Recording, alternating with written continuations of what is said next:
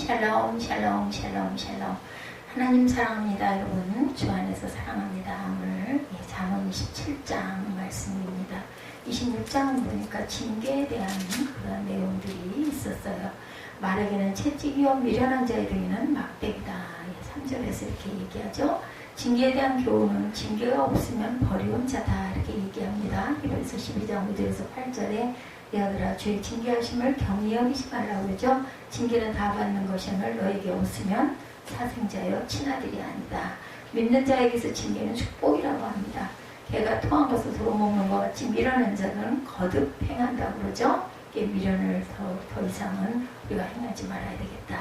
27장에 보니까 자신을 돌아보고 성실한 자세로 살아가는 사람에게는 풍성한 축복이 약속되어 있습니다. 지혜로운 자는 이웃을 보살필 줄 안다고 하죠. 타인이 너희를 칭찬하게 하고 어떤 사람이 타인에게 칭찬을 받는가? 너희를 경외하는 자입니다.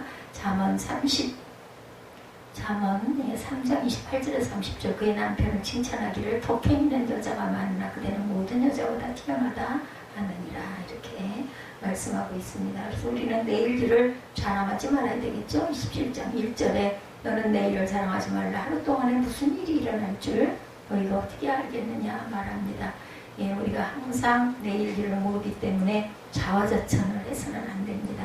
자랑하고 싶은 것은 인간의 공통적인 욕구죠. 자신이 뛰어난 것을 남에게 내세우고 싶은 것은 누구나에게 있는 마음입니다.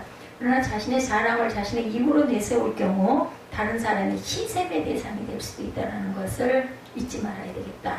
교만한 자를 좋아하는 사람은 하나도 없어 잘난치 않는 자.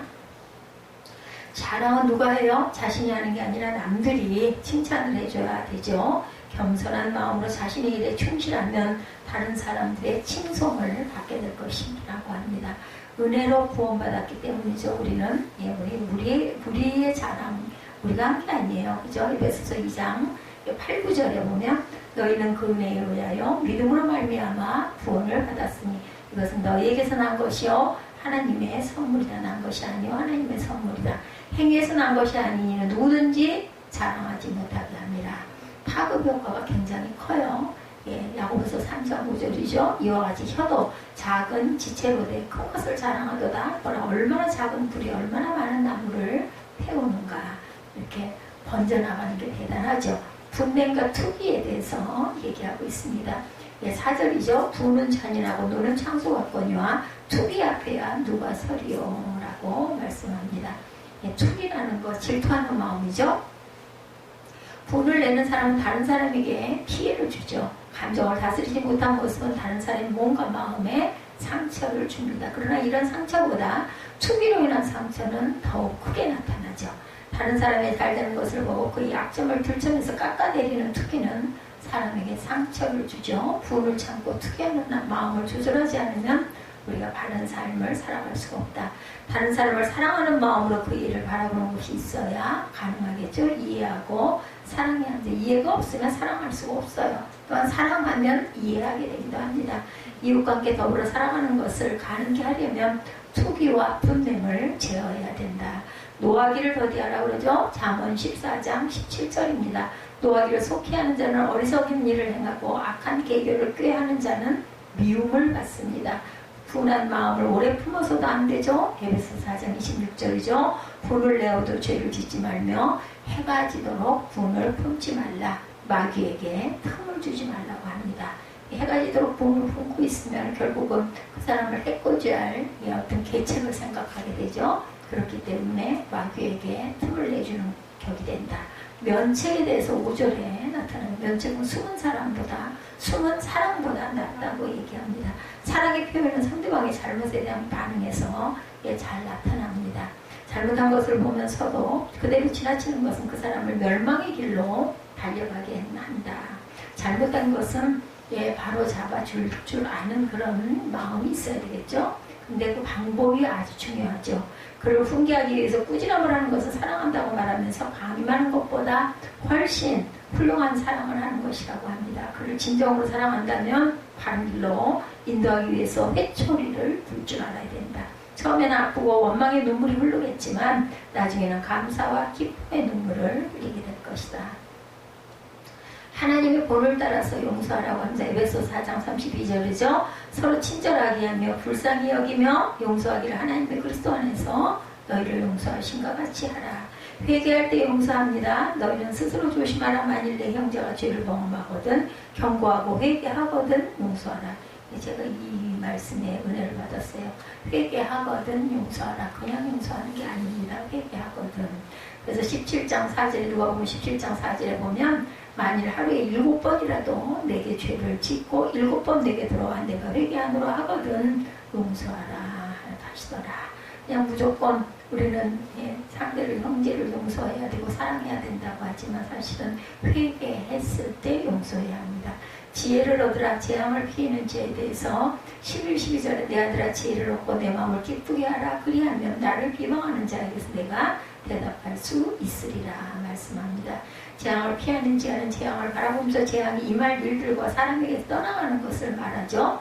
그러므로 이것을 다른 말로 하면 지혜는 하나님의 진노가 임하는 일이 무엇인지 구별하고 그 일을 행하지 않으며 악을 행하는 사람과 함께하지 않는 것이다.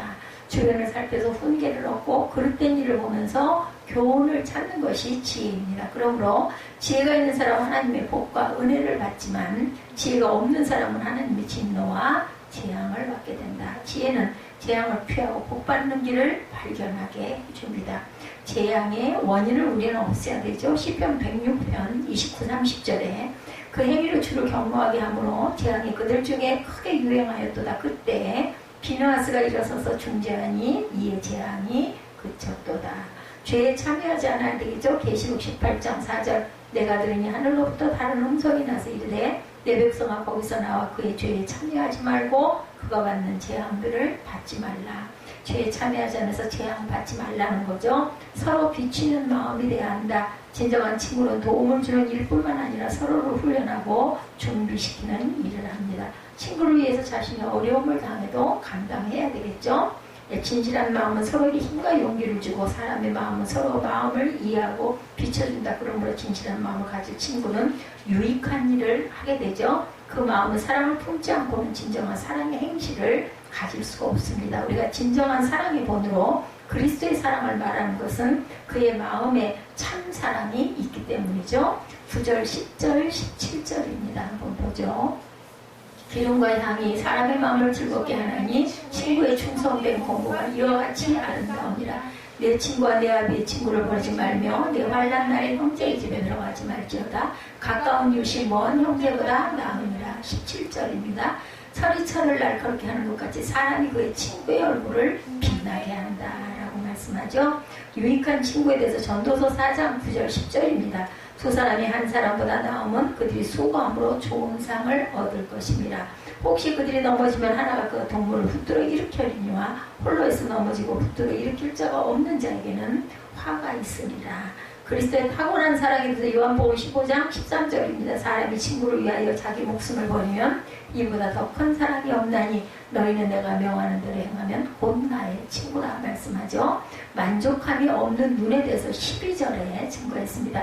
슬기로운 자는 재앙을 보면 숨어 피하여도 어리석은 자들은 나가더도 해를 받는다라고 얘기합니다. 사람이 자신의 필요를 충족시킬 때까지 모든 것을 얻는 만족함도 얻지를 못한다. 사람에게는 항상 다른 것을 향한 욕망이 있어요. 우리에게는 계속해서 가지려고 하죠. 갖고 나면 또 그러죠. 다른 것. 그러므로 자신을 통제하지 않으면 탐욕의 노예가 된다는 것. 만족함을 추구하는 것은 멸망을 추구하는 것과 같습니다. 우리는 제한된 능력을 가지고 있기 때문에 욕심을 다 만족시킬 수가 없죠. 그러므로 눈에 보이는 것을 조절하는 것이 자신을 살리는 지혜다. 우리가 진정으로 관심을 가져야 하는 것은 욕심을 만족시키는 방법을 찾는 것이 아니라 욕심을 제어하는 방법을 찾아야 된다. 탐욕의 불만족 전도서 5장 10절입니다. 은을 사랑하는 자는 은으로 만족하지 못하고 풍요를 사랑하는 자는 소득으로 만족하지 아니하나니 이것도 헛되도다. 그죠? 우리에게는 끊임없는 욕망이 자꾸 일어나죠. 헛된 수고. 이사야 55장 2절이죠. 너희가 어찌하여 양식이 아닌 것을 위하여 은을 달아주며 배부르게 하지 못할 것을 위하여 수고하느냐. 내게 듣고 들을지어다. 그리하면 너희가 좋은 것을 먹을 것이며 너희 자신들이 기름진 것으로 즐거움을 얻으리라. 성실하라고 하죠. 칭찬에 주의하라. 6절입니다. 친구의 아픈 책망은 충직으로 말미암는 것이나 원수의 잦은 입맞춤은 거짓에서 난 것이라고 얘기합니다.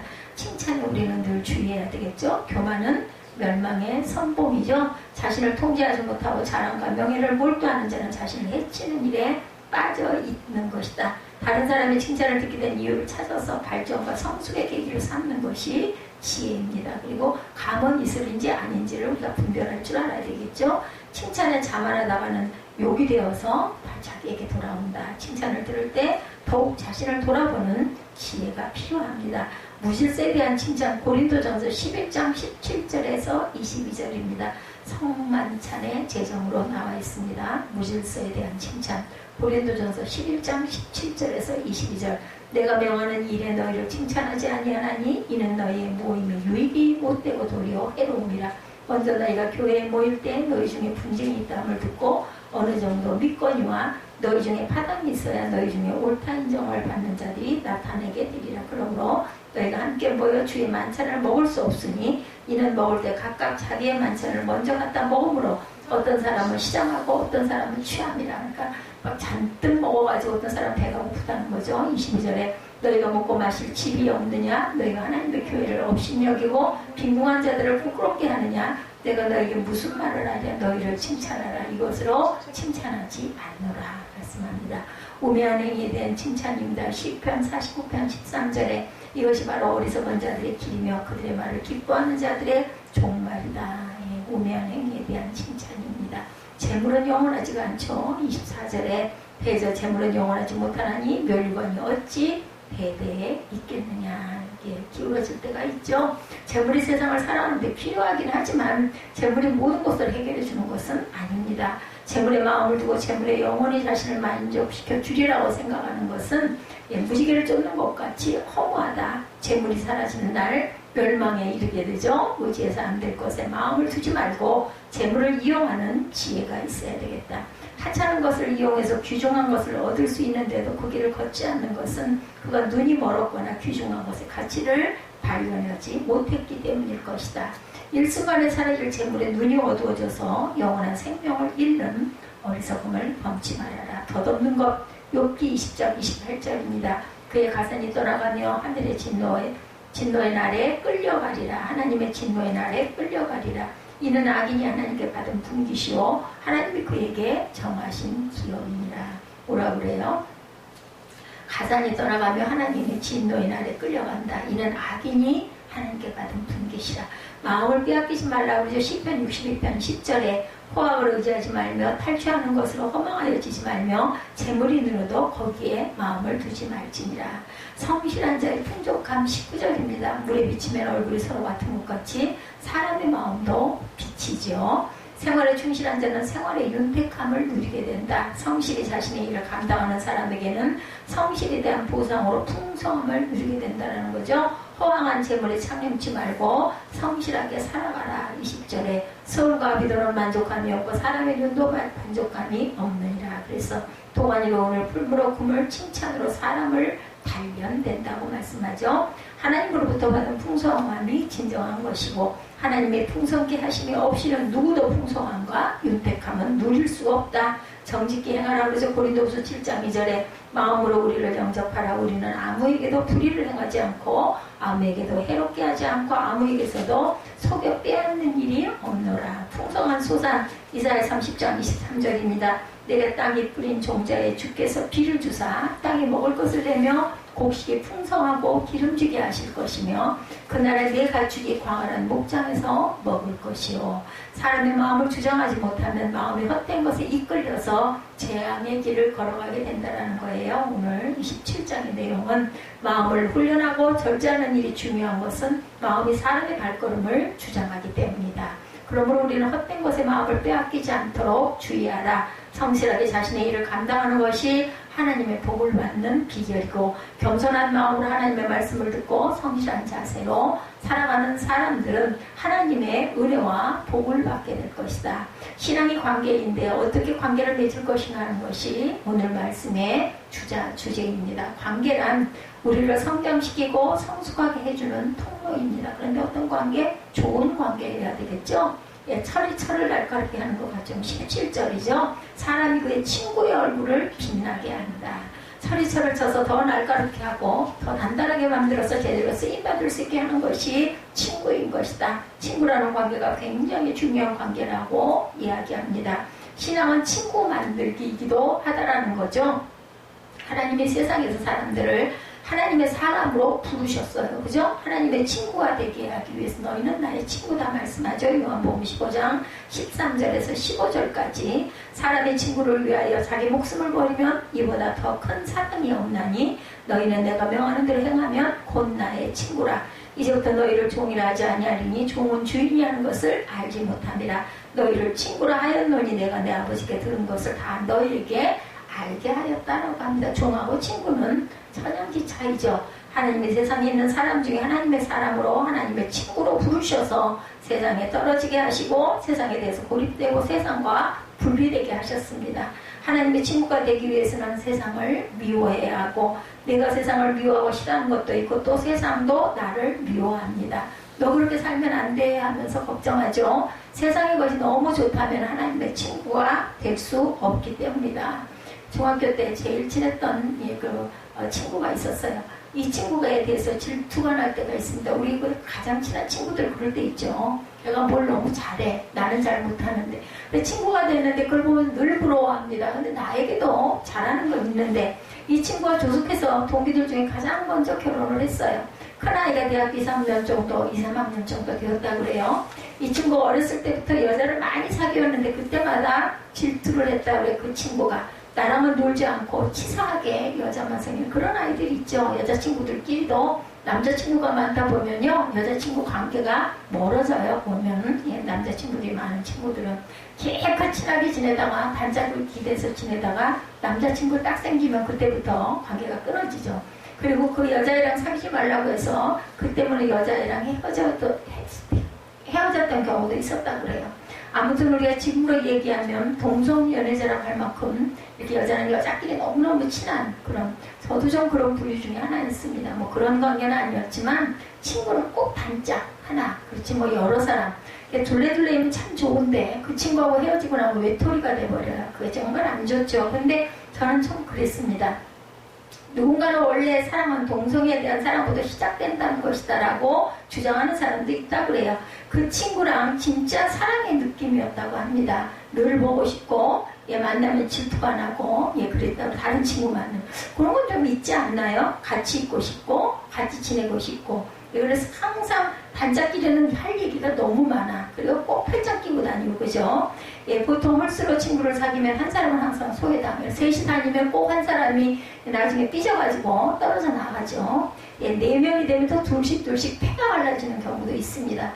그래서 좋은 관계는 5명 정도 이렇게 5-6명 정도 되면 그런 일이 좀 적은 것 같아요. 하나님도 마찬가지라는 거예요. 하나님과 사귀려면 세상하고 분리가 되어야 하고 세상 것에 대해서 대수롭지 않게 생각해야 되겠다. 근데 여기서 끝나는 것이 아니라 세상을 향해서 또한 우리는 나아가야 되죠. 하나님의 친구가 되었더니 하나님이 세상에 나가서 친구가 되어주라고 말씀을 하세요. 누구와? 세상에 있는 사람들과. 근데 세상 사람들한테 먹히면 안 돼. 그들을 어떻게 해야 돼? 교화해야 될 책임이 우리에게는 있습니다. 내가 하나님과 친구가 되기 위해서 세상과 분리되었다면 이제는 내가 세상을 향해 나아가서 세상의 친구가 되어주면서 그들을 그리스도께 인도할 수 있는 능력을 가져야 됩니다. 그렇다고 하나님을 떠나서는 절대 안 되죠. 이미 친구로 하나님과의 사랑을 알고 있기 때문에 그 사랑이 크기 때문에 세상을 덮어줄 수 있는 건 능력이 있어야 세상 가운데 나아갈 수가 있는 거라는 거죠. 그런데 세상을 덮어주지 못하고 세상에 계속 밀려다니다가 다시 하나님께로 돌아가게 되죠. 하나님과 또 세상과 친구가 되는 과정이 굉장히 중요한데 우리는 지금 하나님과 친구가 되는 과정이 있는지 아니면 내가 세상을 향해서 덮어줄 수 있고 용서하고 용납해 줄 수 있는 친구가 되어줄 수 있는 것인지를 우리가 항상 생각하면서 살아가야 되겠다. 하나님과 내가 친구가 된다는 것은 하나님이 당신의 힘을 빼신다는 것을 의미하죠. 창조주가 피조물과 친구가 되려면 엄청나게 힘을 빼셔야 되고 우리는 또 하나님께 가까이 다가가려면 믿음이 그만큼 강건하여져야 되는 거죠. 그래서 뭐 그런 얘기 있죠. 왕이 그죠? 상걸 소녀에게 반해가지고 갔을 때 왕자를 내려놓고 그 소녀가 함께 생활을 했다. 뭐 이런 그 동화 같은 이야기도 있습니다. 비슷해야 친구가 되지 않겠느냐는 거죠. 하나님이 사랑을 약속을 하셨어요. 예, 가정을 해서. 그 말은 본인 마음대로 하시지 않겠다는 거죠. 그리고 스스로도 맹세도 합니다. 내가 내 마음대로 하지 않을게. 우리 얘기할 때 우리 꼭 서로에게 얘기하고 하자. 이런 얘기 많이 하죠. 약속을 합니다. 그것이 바로 사랑의 발로이기도 하죠. 사랑은 절제가 있어야 되고 약속한 것에 대해서 지켜야 할 필요성이 있고 책임과 의무가 있죠. 예, 뭐 법으로 정해진 건 아니지만 하나님이 우리에게 가르쳐준 사랑의 속성 중에 하나가 인격적으로 1대1로 서로 합의하는 사랑이라는 거예요. 그런 것처럼 하나님은 나와 친구가 되시기 위해서 스스로 자리를 내려놓고 세상 가운데 섬기는 자로 오셨어요. 그죠? 예수님이 되셔가지고 아들이 땅에 내려오시죠. 죽음을 통과해야지 하나님과 친구가 될 수 있는 것. 예, 우리가 영생의 길로 가는 길이죠. 근데 여전히 자아가 살아있다면 죽었다 깨도 하나님의 친구는 될 수가 없다라는 거죠. 자아라는 것이 단순히 퍼스널이라고 얘기하죠. 인격을 얘기하는 것이 아니라 정과 욕이라는 육신이 가지고 있는 죄성을 말하고 있습니다. 자아라는 건 자아의 죽음을 통과해야지만 하나님과 친구가 될 수 있다. 배추가 김치가 되기 위해서 뭐 6번, 7번 죽는다고 하죠. 예, 그렇게 통과할 줄 알아야 된다. 그런 친구의 관계가 되기 위해서는 서로가 서로를 날카롭게 해주는 걸 아까 그 17절 말씀에 예, 그 길에서 말하는 겁니다. 예. 17절이었나요? 철이. 그 얘기가 17절 맞나요? 네, 27장이죠. 17 철이 철을 날카롭게 하는 것 같이 사람이 그의 친구의 얼굴을 빛나게. 철은 갈면 반짝거리잖아요. 그 얘기를 합니다. 그러니까 친구가 좋은 친구로 갖고 있으면 내 얼굴도 반짝거려진다는 거죠. 칼을 만들 때 칼날을 세기 위해서 쇠망치로 칼을 내려친다고 그래요. 쇠와 쇠가 서로 치고받으니까 그것이 점점 날카로워진다고 합니다. 우리가 하나님 앞에서 어떻게 성장할 수 있을까, 어떻게 하나님 안에서 온전해지고 완전해질 수 있을까라는 것은 사람과 사람 안에서 이 날카로움이 부딪혀서 되는 것이다. 그래야 점점 하나님 앞에 온전하고 완전하게 나아갈 수 있다. 그러니 고난이 얼마나 많겠습니까? 그런데 아파서 안 맞으면 무딘 채로 있는 거예요. 맞아야 돼요. 그 무딘 칼을 가지고 전쟁터에 나가서 사람을 맞춰도 뭐 아프겠어요? 아프질 않죠. 검이 되어야 하는데 막대기로 그치게 되고 만다. 물론 몸집을 키워서 세게 치면 막대기에 맞고도 사람이 다치기도 하지만 찌르는 것만 못하겠죠. 사과 하나도 부족하지 못하는 무딘 칼이 될 수밖에 없다라는 거. 지금 옆에 있는 사람들이 다 나를 날카롭게 만들어주는, 무기로 만들어주는 그러한 도구들이 될 수 있다는 것을 생각할 줄 알아야 되겠다. 그러니까 아픔을 당하는 게 어떻게 보면 아픔만큼 뭐라 그래 성숙한다고 얘기하죠. 제가 그게 늦었던 것 같아요. 그러다 보니까 뒤늦게 상처를 받아가지고 아주 힘이 들어요. 견디기가 어렵고. 그래서 젊은 날부터 좀 굴릴 필요가 있을 것 같아. 요즘 애들은 더 심한데 그런 부분이 너무 없어서 일부러 상처를 주기 위해서 모인 것은 아니지만 얼굴만 봐도 상처가 되는 사람도 있죠. 피하고 싶은 사람이 있죠. 근데 그것이 하나님 앞에서 온전과 완전으로 가려고 하는 관계 안에서의 날카로움이고 그것이 돕는배필이고 반드시 있어야 된다. 그러니까 돕는배필을 소중하게 여기고 그 돕는배필을 통하여 날카로워지시기 바랍니다. 그래서 상대방의 얼굴을 어떻게 해줘요? 빛나게 하시기 바랍니다.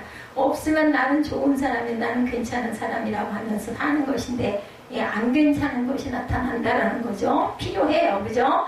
A라는 사람을 피하면 A-가 오고 A-를 피하면 A2-가 온다라는 것도 잊지 마십시다. 한 사람을 통과하면 다 같은 종류의 사람이기 때문에 다 통과가 되지만 그렇지 않으면 계속 만나게 된다. 어떤 사람이 볼 때마다 상처를 줄 때 그 안에서 내가 죽으면 칼이 부러져서 끝나는데 거기서 끝까지 버티고 싸우고 하다 보면 어느 순간 그런 사람이 왔을 때 한 번 해봤는데 느낌이 아니니까 그 자리에서 그 사람 때문에 죽지 않고 다르게 표현해주고 다르게 얘기해줄 수 있다는 거죠. 그리고 오히려 그 사람을 통해서 사람을 또한 얻기도 한다. 한 사람을 통과하면 많은 사람을 얻을 수 있고 많은 사람을 얻으면 모든 사람을 내가 구원할 수 있다는 거죠. 근데 그것을 피하면 아무것도 얻어지는 것이 없다라는 거. 그리고 뭐만 가요? 세월만 가는 거죠. 겁이 난다고 자꾸 그것을 피하게 되면은 결국은 자라갈 수가 없다라는 겁니다.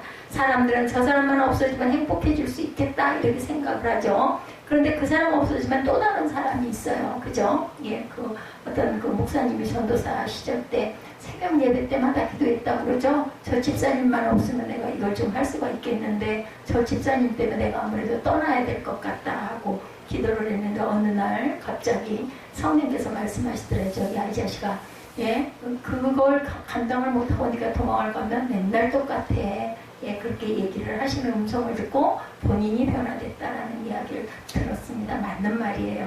관계 안에서 피하는 게 상책이 아니고 피하는 것이 전쟁의 방법 중에 하나인데 전쟁에 나갔을 때 이거 내가 관계 안에서 무기를 만드는 과정에서는 피하면 안 된다라는 겁니다. 그런 관계는 피 터지게 한번 싸워서 풀어야 된다고. 싸우면 오히려 친한 친구가 되기도 한다고 그러죠. 근데 그 사람이 죽을 수도 있습니다. 그럴 때는 장례식을 아주 장대하게 치러주라고 얘기합니다.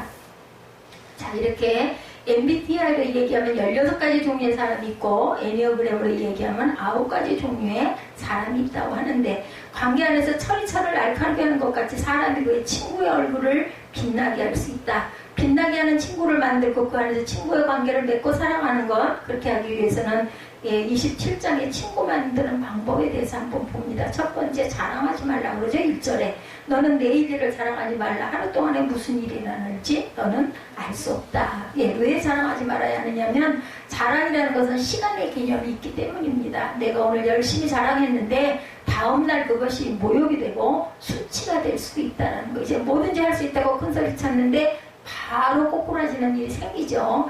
예, 그래서 우리는 뭐라고 자빠져도 코가 깨진다. 너무 좋으면서는 어려서부터 그래서 이러다가 울지 않을까 하는데 딱 우는 일이 생기더라고요. 근데 이 문제는 그거 생각을 안 해야 돼. 근데 꼭 생각을 해가지고 그거 즐기지도 못하고 나중에 울게 됩니다. 특별히 관계 안에서 자랑하지 말라는 것은 자기 중심적으로 생각하게 되기 때문이다. 예를 들면 제 욕을 듣더라도 제가 사람들 안에서 이야기의 중심이 되었으면 좋겠다고 얘기하는데 하나님은 어떤 때는 나를 리더로 세우시고 어떤 때는 보조자로 세울 때가 있고 어떤 때는 그냥 거기에 참석하는 것만으로 내버려 두실 때가 있다는 거. 신앙의 관계도 마찬가지죠. 내가 어느 자리에 있는 것인지 굉장히 중요합니다. 그 자리에 있으면 되는 거죠. 만약에 하나님이 나를 동쪽에 수문장으로 세우셨는데 나는 서쪽에 가서 대장하겠다고 거기에 가 있으면 안 된다라는 거죠. 있을 자리에 있어야 합니다. 자기 자리가 있는 거죠. 자기를 지킬 줄 알아야 되겠다. 그런데 자리를 찾지 못하고 자기 중심적으로 이리저리 돌아다니면서 자기 자랑이 되어서 결국은 관계까지 깨어지고 사람도 잃게 되고 어디에도 소속이 되지를 못한다. 타인이 너를 칭찬하게 하지 말고 내 입으로 하지 말며 외인이 너를 칭찬하게 하고 내 입술로 하지 말아라. 오늘 본문 2절입니다. 자기 중심이 아니라 누군가가 나를 세우면 그 자리에 들어가 있으면 되는데 굳이 내가 해야 된다는 생각은 하지 말라는 거. 누군가가 나를 칭찬하고 나를 알아주고 내가 설 수 있게 해라. 내가 안 해도 할 사람 많고 내가 없으면 대단하게 문제가 될 것이라고 생각하는데 세상은 너무 편안하게 잘 움직여지고 있고 아무 일도 일어나지 않는다. 내가 없는데도 불구하고. 예. 그런데 어떤 사람은 자기가 해야 할 때인데 나서지 않아서 문제가 되기도 하죠. 예, 소위 청개구리 신앙이 있다라는 겁니다. 해야 할 때는 안 하고 안 해야 할 때는 하겠다고 우기는 것도 문제가 된다. 그래서 우리가 들어갈 때와 나갈 때를 잘 알아야 된다. 그때 내가 자기 자리를 찾아가면서 때를 맞추는 것이 관계 안에서 굉장히 중요하다는 거죠. 그래서 항상 우리가 그 시간에 따라 경우에 따라 장소에 따라 어떻게 내가 처신할 것인가 어떤 옷을 입을 것인가 그죠? 장소에 따라서 라는 것을 결정하는 것처럼 내가 하나님 안에서 그때 시간에 따라서 경우에 따라서 또 장소에 따라서 어떻게 해야 되고 어떻게 행동해야 되는가 이것을 잘 분별할 줄 알아라. 뭐예요? 처신을 잘해야 되겠죠? 이것도 하나님이 주시는 지혜다라는 거죠. 예, 꼭 안 껴야 되고 될 때 끼고 껴야 할 때 안 끼는 사람 있죠. 결혼식장 갔을 때 청바지 입고 가는 사람 예, 온전치가 않다고 합니다. 성경에 보면 갑자기 사람들을 결혼식에 초청했는데 예복을 입지 않은 사람들은 입장을 못하는 그런 성경 구절이 있죠. 그때 그 장소에 입어야 될 옷, 내가 해야 할 행동, 거지를 나타냅니다. 예, 우리가 목사로서 있을 때, 또한 아버지로 있을 때, 엄마로 있을 때, 그죠? 학생으로 있을 때, 직장에서 근무하는 근무자로 있을 때 각각 다를 줄 알아야 되겠다. 두 번째, 분노하지 말라고 3절에 말씀하죠. 돌은 무겁고 모래도 가볍지 아니하거니와 미련한 자의 분노는 이 돌보다 무거우니라 라고 얘기합니다. 미련한 자의 분노. 4절에 부는 잔인하고 뭐라 그래요? 창수 같다고 얘기하죠. 4절에 보면 부는 잔인하고 노는 창수 같거니와 투기 앞에 누가 서겠느냐고 얘기합니다. 무서운 거예요. 투기는 사람을 죽이기도 하죠. 분노의 특징 중에 하나가 잔인하고 창수 같고 투기 같은 것이다. 죽을 쌓자 싸우게 되고 삼킬만 한 것이고 잔인한 거라는 거죠. 죽자사자 싸우게 되고 분노가 가지고 있는 특징 때문에 지금까지 쌓았던 모든 관계가 한순간에 깨져버리죠. 모세가 그런 사람이죠. 가장 온유한 사람인데 한번 성질내는 바람에 가나안 땅에 들어가지 못하고 그죠? 그냥 호렙산 들여다보다가 그냥 그 자리에서 자는 사건. 그죠? 우생마사라는 말이 있습니다. 손은 살고 말은 죽는다라는 뜻이에요. 보통 물에 빠지면 손은 죽고 말은 살아남는다고 하네요. 왜냐하면 말은 헤엄을 잘 친다고 그래요. 근데 물난리가 나면 손은 살고 말은 죽는다고 합니다. 말은 헤엄을 칠 줄 아니까 살아남으려고 물살을 거슬러 헤엄쳐 가다가 결국은 지쳐서 죽고 손은 둥둥 떠다니다가 어느 순간 얕은 물에 걸려가지고 살아난다라는 거죠. 내가 도저히 바꿀 수 없는 상황이 되었을 때 그냥 맡기고 흘러가는 대로 사는 것도 어떻게 보면 지혜다. 근데 억지로 안 되는 것을 되게끔 하다 보면 결국은 뭐에 걸려요? 암에 걸려서 죽는 수도 있다는 것을 잊어버리지 말자. 인생은 어떻게 보면 그냥 흐르는 물 같지 않고 창수와 같습니다. 어느 순간에 인생 끝날 것 같고 죽을 것 같고 그러다 어느 순간 괜찮을 것도 같기를 반복하죠. 한 가지로만 가지는 않습니다. 근데 그때마다 내가 요동치고 있으면 제명에 살지를 못하고 죽는다는 거. 그래서 오래 사신 어른들일수록 인생을 관조하는 일이 생겨서 어떻게 흐르는 대로를 맡기고 살아가는 그런 지혜를 얻게 된다. 분노가 사람들과의 관계를 깨뜨리는 감정. 분노해서 좋을 건 하나도 없더라고요. 근데 막 분이 나니까 못 견뎌가지고 그죠? 분을 내죠. 세 번째, 책망하라. 면책은 숨은 사람보다 낫다. 5절입니다. 면책은 숨은 사랑보다 낫다라고 얘기하죠. 숨은 사랑보다 낫다. 친구의 아픈 책망은 충직으로 말미암는 것이나 원수의 잦은 입맞춤은 거짓을 써난 것이에요. 6절이죠. 배부른 자는 꿀이라도 싫어하고 줄인 자에게는 쓴 것이라도 단이라. 7절입니다. 고향을 떠나 유리하는 사람 보금자리를 떠나 떠도는 새와 같다. 8절이죠. 이렇게 고향을 떠나면 안 되는 것. 9절에 기름과 향이 사람의 마음을 즐겁게 하나니 친구의 충성된 공고가 이같이 아름다우니라. 기름과 향이 사람을 꾸며줄 수 있는 가장 기본적인 단위죠. 충성된 공고가 기름과 향 같다라는 겁니다. 내 친구와 내 아버지, 내 친구의 내 아비의 친구를 버리지 말며 내 환난 날에 형제의 집에 들어가지 말지어다. 10절입니다. 가까운 이웃이 먼 형제보다 나으니라. 면책 5절이죠. 책망 6절입니다. 쓴 것 7절입니다. 충성된 공고 8절에서 10절. 관계 안에서 이렇게 해야 한다. 좋은 게 좋은 거다. 그냥 내버려 둬라고 하는 것은 죽으라는 얘기랑 똑같다는 거죠. 만약에 내 자식이 위험한 곳에 가면 어떻게 해요? 손잡고 막 끌어내죠. 그거 가면 안 된다고 말립니다. 끌어당기는 그 의미 면책과 책망과 쓴 것과 공고라는 거죠. 그런데 끌어당겼더니 기분 나빠하면서 어떻게 자기를 이렇게 대우하느냐고 인격적으로 말로 하라고 합니다. 말로 하다가는 죽었을 거예요. 언제 말로 하고 있겠느냐는 거죠. 끌어당길 수밖에 없는 때가 있는 것이고 책망할 때가 있는 것이고 그것에 대해서 분명하게 야단을 치는 것이 필요하다. 야단치지 않은 관계는 문제가 있는 관계입니다. 굉장히 좋아 보이지만 좋은 말만 하는 것 같지만 그렇게 해서는 안 된다는 거죠. 배부른 자는 꿀이라도 싫어하고 줄인 자에게는 쓴 것이라도 달다. 7절에 그렇게 말하고 있습니다. 배부른 자는 꿀이라도 싫어하고 줄인 자에게는 쓴 것이라도 달이라. 배가 고파야 하는데 자기가 잘났다고 생각하는 사람은 아무리 좋은 것을 줘도 깨닫지를 못하는 것이고 정말 필요한 사람에게는 정말 이것이 나에게 필요한 것이구나 라고 생각하는 것이 약이 된다. 11절입니다. 내 아들아 지혜를 얻고 내 마음을 기쁘게 하라. 그리하면 나를 비방하는 자에게 내가 대답할 수 있으리라. 슬기로운 자는 재앙을 보면 숨어 피하여도 어리석은 자는 나가다가 해를 받는다. 12절이죠. 13절입니다. 타인을 위하여 보증선자의 옷을 취하라. 외인들을 위하여 보증선자는 그의 몸을 볼모 잡을지니라. 네 번째로 지혜로우라고 말합니다. 그 지혜를 통해서 대답이 나오고 재앙이 와도 숨을 수 있고, 그리고 지혜가 몸을 보호해준다고 그러죠. 성경에서 보증을 서지 말라는 이유가 높기 때문입니다. 그런데 보증 서는 것까지 가는 것은 안 되고 자신이 책임질 수 있는 선 안에서 돈 관계를 해야 된다. 저는 안 하는 게 맞다고 생각해요. 그래서 보증선자의 옷을 취하라 이렇게 증거합니다. 그 당시 문화에서는 옷이 비쌌다고 그래요. 이게 단벌이 많았다고 그러죠.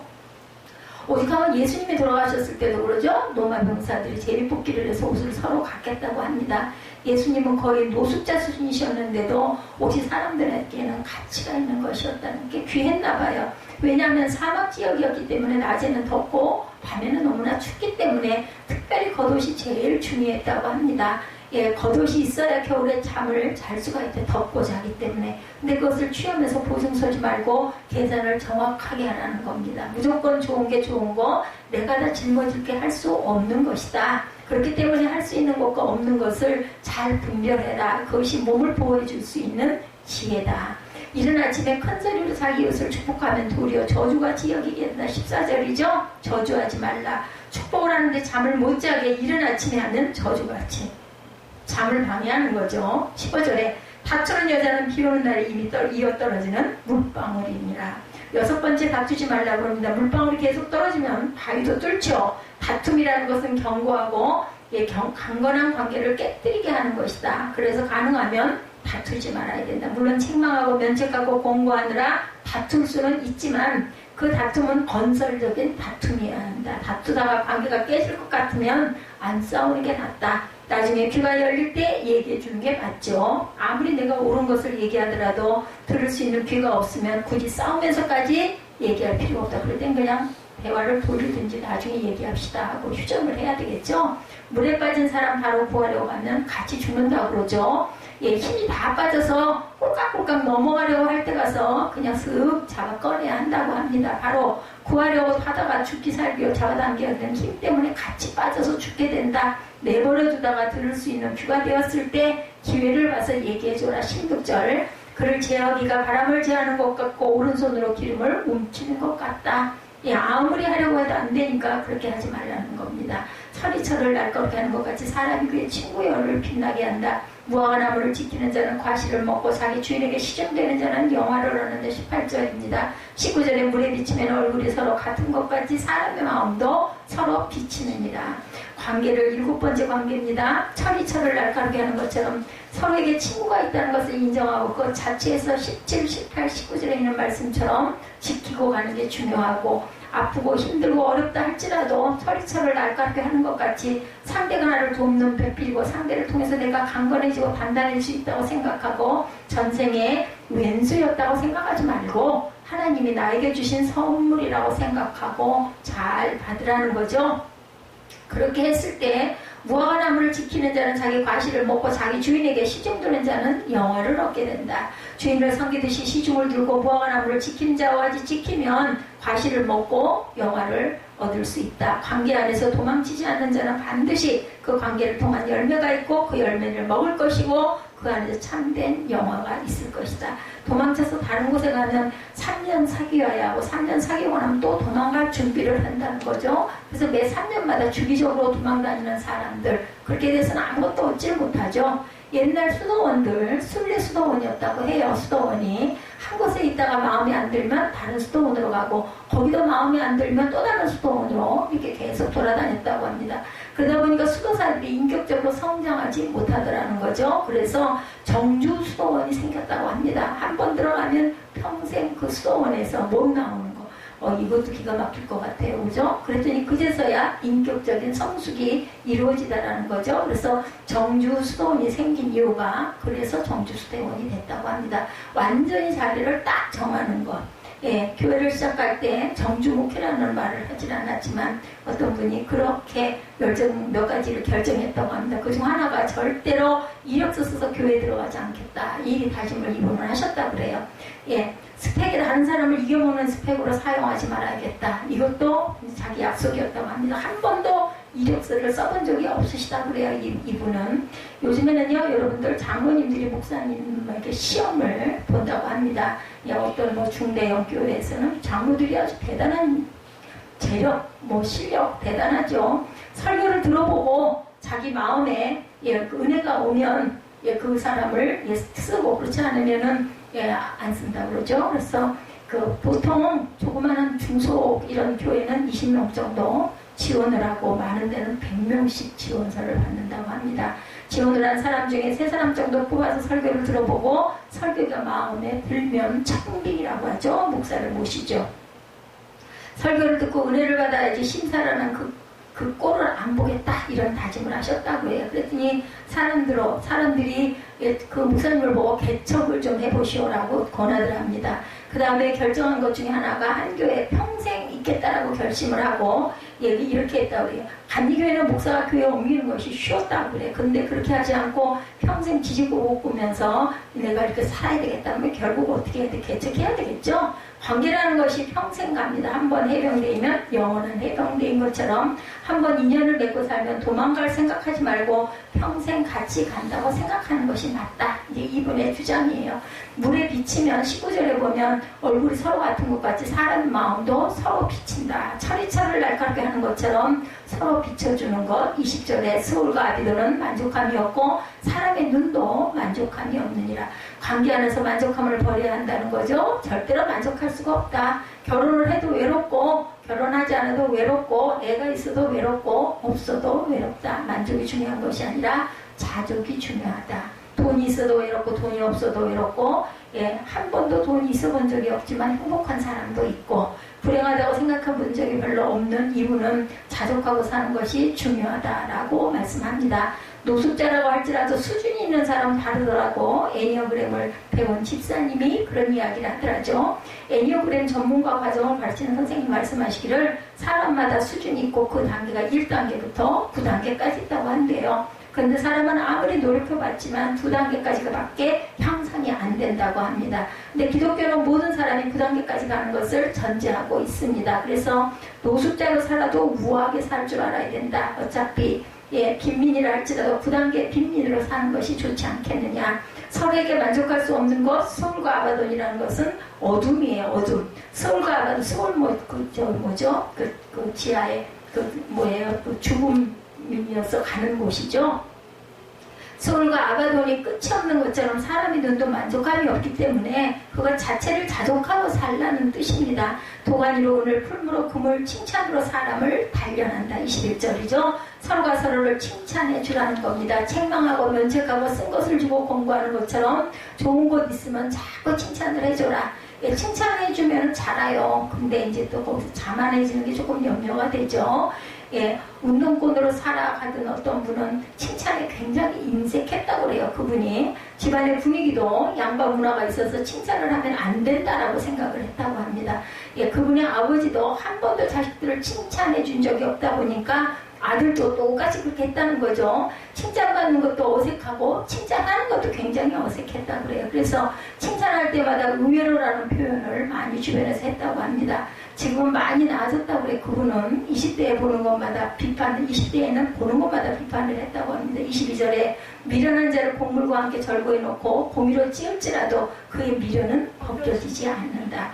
미련한 자는 충고를 해도 듣지 않고 자꾸 피해가죠. 그의 미련이 절대로 벗겨질 수가 없습니다. 피해가면 그게 찢어져야 벗겨지지 않겠어요. 껍질이. 23절부터 27절은 자기 것을 정확하게 다루라 라고 말씀합니다. 자기 것에 대해 먼저 살피고 부지런해야 된다. 23절에 내 양떼의 형편을 부지런히 살피며 내 소떼의 마음을 두라. 그죠? 24절에 대저 재물은 영원히 잊지 못하나니 멸관이 어찌 대대에 있겠느냐. 25절에 풀을 벤 후에는 새로 움이 돋나니 산에는 꼴을 거둘 것이 산에서 꼴을 거둘 것이니라. 26절에 어린 양의 털은 내 옷이 되며 염소는 밭을 사는 값이 되며 27절에 염소의 젖은 넉넉하여 너와 내 집의 음식이 되며 내 요정에 먹을 것이 되느니라.